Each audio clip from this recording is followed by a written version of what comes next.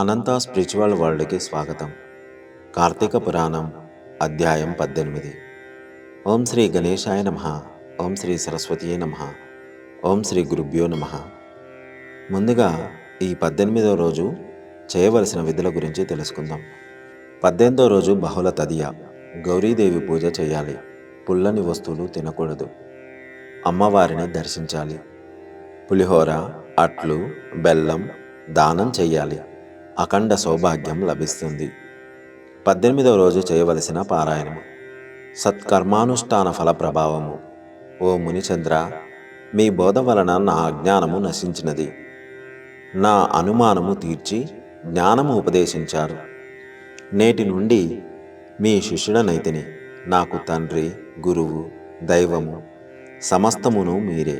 నా పూర్వపుణ్య ఫలితము వలనే కదా మీ వంటి పుణ్యపురుషుల సాంగత్యము నాకు కలిగినది. కావున నన్ను తమ శిష్యునిగా స్వీకరించి సత్కర్మలను మానవుడు ఎట్లు చేయవలెనో, వాటి వల్ల వచ్చే ఫలితము ఏమిటో దయచేసి తెలియజేయవలసినదిగా ప్రార్థిస్తున్నాను అన్నాడు. అందుకు అంగీరసముని, నీవు అడిగిన ప్రశ్నలన్నీ మంచివే. అవి అందరికీ ఉపయోగార్థమైనవే కనుక చెప్తాను, శ్రద్ధగా విను. ప్రతి మానవుడు ఈ శరీరమే సుస్థిరమని నమ్మి జ్ఞానము లేనివానిగా ప్రవర్తిస్తున్నాడు. ఈ భేదము శరీరమునకే గాని ఆత్మకు లేదు. అలాంటి ఆత్మజ్ఞానము కలుగుటకే మంచి పనులు చేయవలననే అన్ని శాస్త్రములు ఘోషిస్తున్నవి. సత్కర్మలను ఆచరించి వాటి ఫలము పరమేశ్వరునకు అర్పించినచో వానికి జ్ఞానము కలుగును. ఈ శరీరం నీటి బుడగ లాంటిది. కష్టం, సుఖం, సంతోషం, విచారం అనేవి శరీరానికి గాని ఆత్మకు ఉండవు. ఆత్మజ్ఞానం కలగడం కోసం కర్మలు చేయాలి. ఈ కార్యాచరణ వల్ల చిత్తశుద్ధి కలుగుతుంది. ఆ విధంగా జ్ఞాని అయి ఆత్మను తెలుసుకోవాలి. కనుక వేద విధులను, వర్ణాశ్రమ ధర్మాలను తప్పక చేయాలి. ముఖ్యంగా బ్రాహ్మణుడు ప్రాతస్నానంతో పాటు సంధ్యావందనం, హోమజపాలు తప్పక చేయాలి. ఆత్మ అంతఃకరణానికి, దాని వ్యాపారాలకు సాక్షి. చైతన్యము ఆత్మ యొక్క రూపం. అదే సత్యం. సత్యము, ఆనందము ఆత్మస్వరూపం. అదే బుద్ధికి సాక్షి. దానినే ఆత్మ అంటారు. దేహము పృథివ్యాది పంచభూతాల మాత్రల వల్ల పుట్టుతుంది కనుక అది ఆత్మ కాదు. ఇంద్రియాలు, మనసు, బుద్ధి, ప్రాణాలు ప్రకాశించేటట్లు చేసేది ఆత్మ. వాటికి స్వయం ప్రకాశ శక్తి లేదు. ఇవన్నీ జడ పదార్థాలు. వారిని ప్రకాశింపజేసేదే ఆత్మ. అదే నేను అనేది. దీనివల్లను మార్పు పొందక జాగ్రత్తావస్థలో, సుషుప్తిలో, స్వప్నములో దేనిని అంటే జీవుని నడిపించేది ఆత్మ. అదే నేను. ఘటమును ప్రకాశింపజేసే దీపం ఘటం కన్నా వేరే కదా. అలాగే దేహమును, ఇంద్రియాలను ప్రకాశింపజేసే బోధ జ్ఞానమూర్తి ఆత్మ అయి వేరే ఉంటున్నాడు. అదే నేను. సర్వజ్ఞునిగా, సర్వశక్తి సంపన్నునిగా వేదాలు చెప్తున్నవాడే ఆత్మ. అదే నేను. ఇప్పుడు తెలిసిందా అహం బ్రహ్మ అంటే ఏమిటని? ఆ బ్రహ్మ పదార్థమే నేను. శమదమాది సాధన సంపత్తితో శ్రవణ మననాదులకు సక్రమంగా అభ్యసిస్తూ అహం బ్రహ్మ అనే వాక్యబోధ దృఢంగా తెలుసుకోవాలి. వేదం వల్లను, గురువానుగ్రహం వల్లను జీవాత్మ పరమాత్మ జ్ఞానం కలగగానే సంసారానికి సంబంధించిన పునాది కొట్టుకుపోతుంది. తర్వాత కాలంలో ప్రారబ్ధ కర్మ అనుభవించి ఆ పైన సుస్థిరమైన ముక్తిని పొందడం అవుతుంది. ప్రారబ్ధ కర్మ విచ్ఛేదానికి, ఈ ఆత్మశుద్ధికి వేదోక్తమైన కర్మకాండ చేయాలి. అది చేసే మార్గాన్ని సద్గురువు వల్ల తెలుసుకోవాలి. అలా తెలుసుకొని చేసిన ఆ కర్మఫలాన్ని ఈశ్వార్పణమస్తు అని ధారపోయాలి. అలా చేస్తే పాప విముక్తుడై ఉత్తమ జన్మ ఎత్తి ఆ జన్మలో శ్రవణ మననాదుల్ని అభ్యసించి తెలుసుకున్నవాడై బంధ విముక్తుడవుతాడు, మోక్షం పొందుతాడు అని అంగీరస మహాముని చెప్పాడు. సూర్యచంద్ర గ్రహణ సమయములయందు, తదితర పుణ్యదినములయందు స్నానము తప్పక చేయవలెను. ప్రాతకాలమున స్నానము చేసి సంధ్యావందనం, సూర్య నమస్కారములు చేయవలెను. ఆ విధంగా చేయనివాడు కర్మభ్రష్టుడవుతాడు. కార్తీక మాసములో అరుణోదయ స్నానము ఆచరించిన వారికి 4 విధాలైన పురుషార్థములు సిద్ధించును.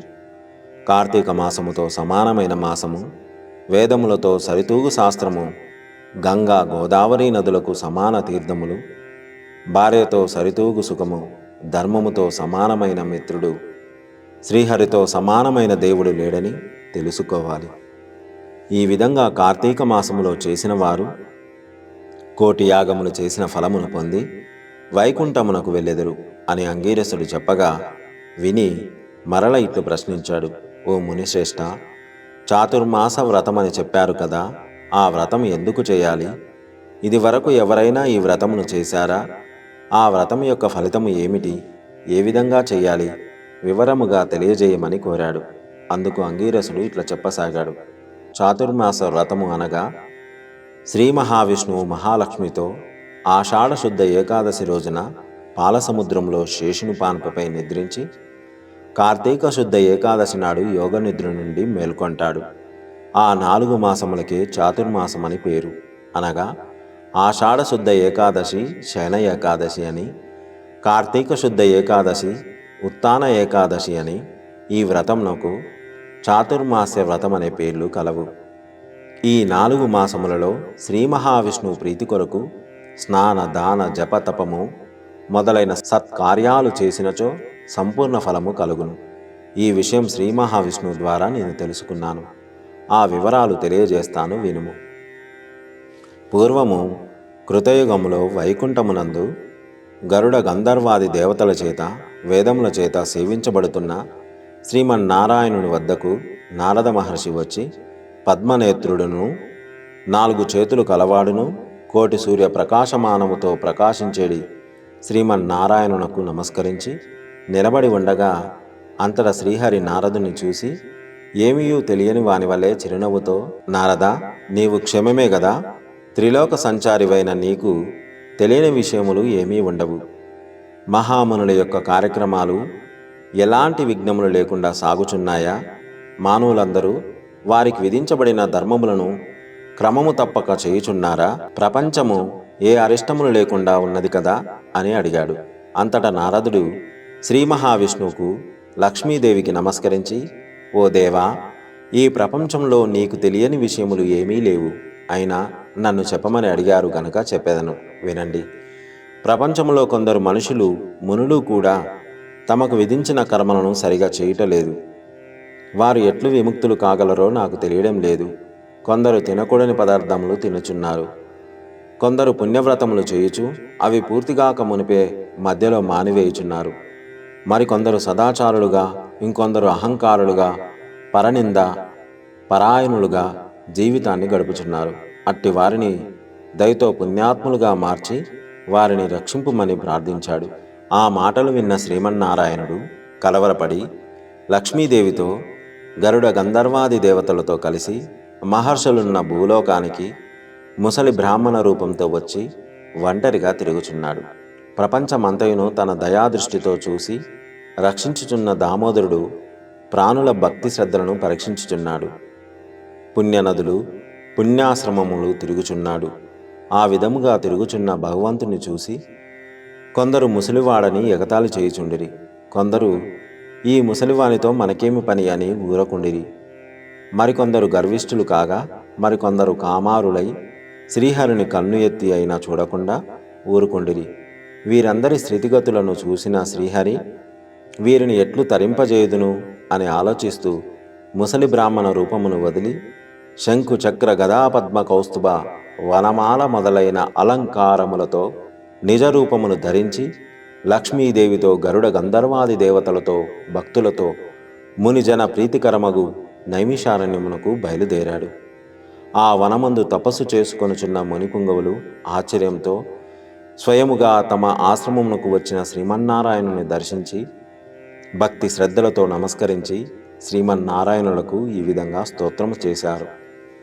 శాంతాకారం భుజగశయనం పద్మనాభం సురేశం విశ్వాకారం గగన సదృశం మేఘవర్ణం శుభాంగం లక్ష్మీకాంతం కమలనయనం యోగి హృద్యానగమ్యం వందే విష్ణుం భవభయహరం సర్వలోకైకనాథం లక్ష్మీం క్షీరసముద్రరాజతనయాం శ్రీరంగదామేశ్వరీం దాసీభూత సమస్తదేవవనితాం లోకైకదీపాంకురం శ్రీమన్మందకటాక్షలుబ్ధ విభవద్బ్రహ్మేంద్ర గంగాధరాం త్వాం త్రైలోక్యకుటుంబినీం సరసిజాం వందే ముకుందప్రియం. స్కాంద పురాణాంతర్గత వశిష్ఠ ప్రోక్త కార్తీక మహత్య మందలి అష్టాదశాధ్యాయము 18వ రోజు పారాయణము పూర్తి అయినది. సర్వే జన సుఖినో భవంతు. గోవులను సేవించండి, గోవులను రక్షించండి. ప్రకృతిని కాపాడడం మన ధర్మం. దయచేసి ప్రతి ఒక్కరూ ఒక మొక్క అయినా నాటండి. ఇలాంటి మరిన్ని వీడియోలు చూడడానికి మా అనంత స్పిరిచువల్ వరల్డ్ని సబ్స్క్రైబ్ చేసుకోండి. నమస్కారం.